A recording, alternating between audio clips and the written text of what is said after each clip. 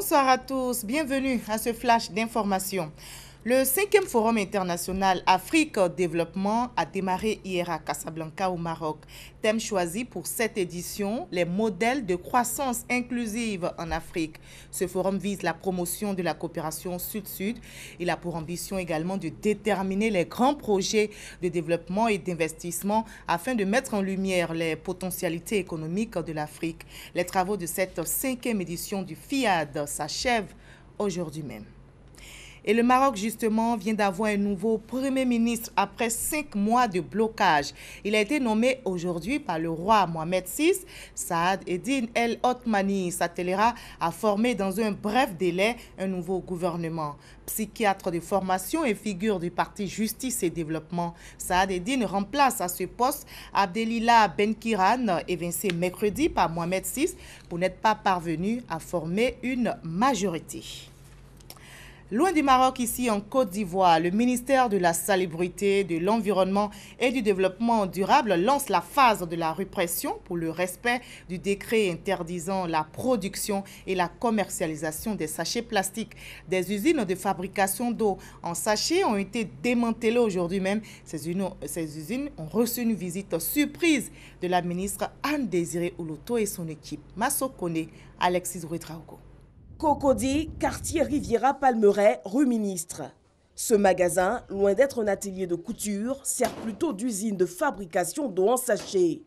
Une activité interdite par le gouvernement, mais encore exercée clandestinement et dans des conditions insalubres. À l'arrière, une habitation, celle du propriétaire du magasin, qui refuse toute conversation. Même décor à la Riviera-les-Rosiers. Dans cette autre usine clandestine, la propriétaire absente, c'est une gérante désemparée par la présence des autorités et la police qui essaie de s'expliquer. Kapemi sur Akwedo village, toujours dans la commune de Cocody. Dans l'une des pièces de cette maison, des travailleurs torse nus, fabriquant de l'eau en sachet. Une situation que juge aberrante Anne-Désirée Oloto, qui ordonne la perquisition des installations et la saisie des packs d'eau en sachet. La tournée prend fin par une visite d'une laiterie dans la commune de Marcory. Les responsables de l'usine ont eux réussi à se conformer à la loi et aux règles d'hygiène. Nous avons vu dans ces maisons, ces habitations qui fabriquent ces sachets d'eau, des conditions plus qu'insalubres, des conditions d'hygiène inexistantes. Et ces sachets d'eau vous sont proposés partout, à tous les carrefours, à tous les points de rue. Le gouvernement invite toutes ces entreprises productrices de ces sachets à une reconversion. Et cela est possible. Cette descente fait suite à la mise en œuvre de la phase répressive concernant l'application du décret portant interdiction de la fabrication et la commercialisation des sachets plastiques. Selon Anne-Désirée Oloto, plusieurs visites surprises du genre auront lieu dans toutes les communes du district d'Abidjan et même à l'intérieur du pays.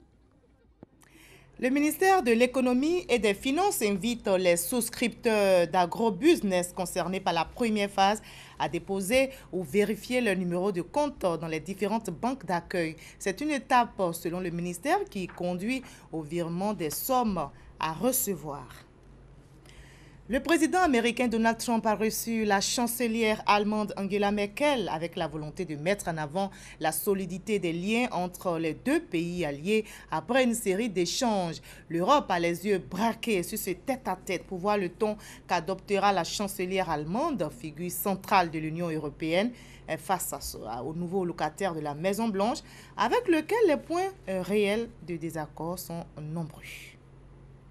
On termine par la France où c'est la course maintenant contre la montre pour les candidats qui n'ont pas encore obtenu les 500 parrainages. C'est aujourd'hui donc que le Conseil constitutionnel va clôturer la récolte de ces parrainages. La liste définitive des postulants à l'Élysée sera publiée demain. Les candidats à l'élection présidentielle encore donc en course pour les précieux sésames, à savoir les 500 parrainages, jettent leur dernière force dans la bataille. Voilà, moi je vous retrouve avec plaisir à 20h à tout à l'heure.